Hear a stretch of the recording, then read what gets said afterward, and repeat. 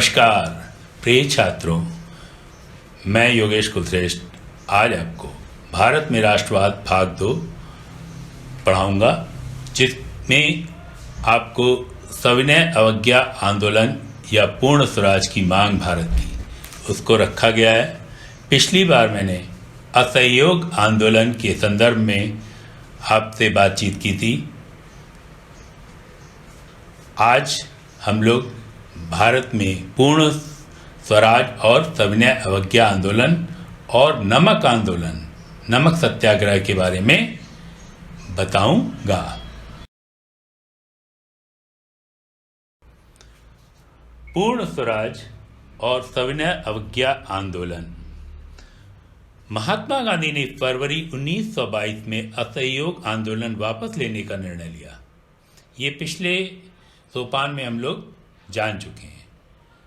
तत्पश्चात भारत में आर्थिक मंदी के बाद 1928 में साइमन कमीशन आया, जिसका भारत के सभी नागरिकों ने साइमन वापस जाओ के नारे के साथ विरोध किया। Simon go back, Simon commission go back के नारों के साथ इस आंदोलन ने बहुत जोर पकड़ लिया।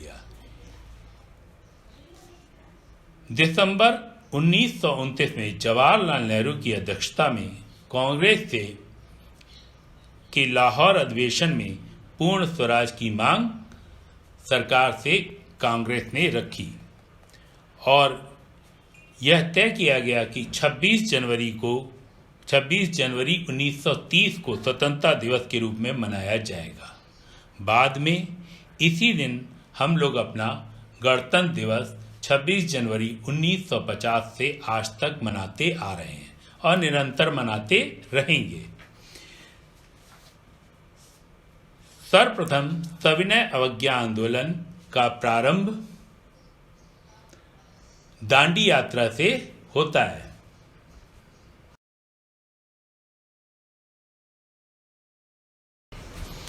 नमक यात्रा या नमक सत्याग्रह और सविनय अवज्ञा आंदोलन। देश एकजुट हो गया था महात्मा गांधी के नेतृत्व में, और महात्मा गांधी ने को नमक एक शक्तिशाली प्रतीक प्रतीत हुआ। इसलिए उन्होंने 31 जनवरी 1930 को वायसराय इरविन को एक पत्र लिखा, जिसमें 11 मांगों का उल्लेख था, जिसमें प्रमुख 11 हैं। सर्वप्रथम सेना का व्यय 50% कम किया जाए, सिविल सेवा के वेतनों में 50% की कटौती की जाए। नंबर 3, पूर्ण शराबबंदी की जाए भारत में। नंबर 4, राजनीतिक बंदियों की रिहाई हो। नंबर 5, आपराधिक गुप्तचर विभाग में सुधार। नंबर 6, हथियार कानून में सुधार करके बंदूकों इत्यादि के लाइसेंस की स्वीकृति को जन नियंत्रण के अंतर्गत लाना। नंबर 7, रुपए स्टर्लिंग के विनिमय अनुपात को घटाकर 1 शिलिंग 4 पेंस करना। नंबर 8, कपड़ा उद्योग को संरक्षण प्रदान करना। नंबर 9, द्वितीय नौवहन को भारतीयों के लिए आरक्षित करना। नंबर 10, भू राजस्व में 50% की कटौती करना। और 11वां और अंतिम सबसे महत्वपूर्ण जो सत्याग्रह का कारण बना वह था नमक कर एवं नमक पर सरकारी एकाधिकार की समाप्ति। महात्मा गांधी ने 12 मार्च 1930 को अपने 78 चुने हुए अनुयायियों वॉलंटियर के साथ नमक यात्रा शुरू की। यह यात्रा गांधी जी के साबरमती आश्रम से 240 किलोमीटर दूर दांडी, गुजरात राज्य के नामक तटीय कस्बे तक जाकर समाप्त होनी थी। गांधी जी की टोली ने 24 दिन तक रोज लगभग 10 मील का सफर पैदल तय किया। इस सफर के दौरान गांधी जी ने अनेक जगह स्वराज का अर्थ स्पष्ट किया और आह्वान किया कि लोगों अंग्रेजों की शांतिपूर्ण अवज्ञा करें। कि लोग सभी लोग अवज्ञा करें, जिसे सविनय अवज्ञा नाम दिया गया। 6 अप्रैल 1930 को गांधी जी का कारवां दांडी पहुंचा और समुद्र का पानी उबालकर नमक बनाना शुरू कर दिया, जो कि कानून का उल्लंघन था। इस प्रकार सविनय अवज्ञा आंदोलन औपचारिक रूप से शुरू हो गया।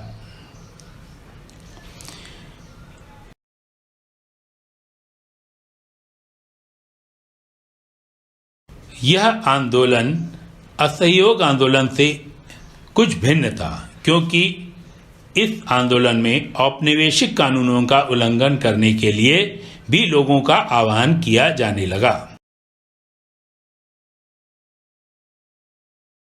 प्रदर्शन किया गया, विदेशी कपड़ों की होली जलाई गई और विदेशी शराब की दुकानों को बंद कराया जाने लगा। किसानों ने लगान और चौकीदारों ने कर चुकाने से इनकार कर दिया। गांव में तैनात छोटे कर्मचारियों ने भी अपने पदों से त्यागपत्र दे दिया। बंबई की 14 अंग्रेजी मिलें बंद हो गईं, सिगरेट का आयात बंद कर दिया गया और भारतीय सूती वस्त्र उद्योग में कई गुना की वृद्धि हुई। यहां स्वदेशी आंदोलन का यह रूप ले चुका था। इन घटनाओं से चिंतित औपनिवेशिक सरकार ब्रिटिश सरकार को चिंता में डाल दिया, जिसके परिणाम स्वरूप कांग्रेसी नेताओं को गिरफ्तार किया गया। बहुत सी जगह हिंसक टकराव हुए। अप्रैल 1930 ईस्वी में खान अब्दुल गफ्फार खान अर्थात सीमांत गांधी को गिरफ्तार कर लिया गया। गिरफ्तारी से गुस्साई भीड़ पर सशस्त्र बख्तरबंद गाड़ियों और पुलिस की गोलियों का सामना करते हुए सड़कों पर उतर आई और बहुत सारे लोग मारे गए। गांधी जी को गिरफ्तार कर लिया गया। पुलिस चौकियां, नगर पालिकाएं, भवनों, अदालतों और रेलवे स्टेशनों पर हमले शुरू हो गए। सरकारी दमनकारी नीति से परेशान होकर शांतिपूर्ण सत्याग्रहियों पर जो हमले हो रहे थे, उससे गांधी जी ने ये आंदोलन वापस ले लिया। 5 मार्च 1931 को उन्होंने लॉर्ड इरविन के साथ एक समझौते पर हस्ताक्षर कर दिया, जिसे गांधी इरविन समझौता कहा जाता है। दिसंबर 1931 में गोलमेज सम्मेलन के लिए गांधी जी लंदन गए। यह लंदन में गोलमेज वार्ता को वह बीच में ही छोड़कर वापस आ गए। यहाँ आकर उन्होंने पाया कि सरकार ने नए सिरे से दमन शुरू कर दिया है। कांग्रेस को गैर कानूनी घोषित कर दिया गया था। कांग्रेस संगठन को सभाओं और प्रदर्शनों और बहिष्कारों जैसी गतिविधियों को रोकने के लिए ठोस कदम उठाए जा रहे थे। भारी आशंकाओं के बीच महात्मा गांधी ने सविनय अवज्ञा आंदोलन पुनः आरंभ कर दिया।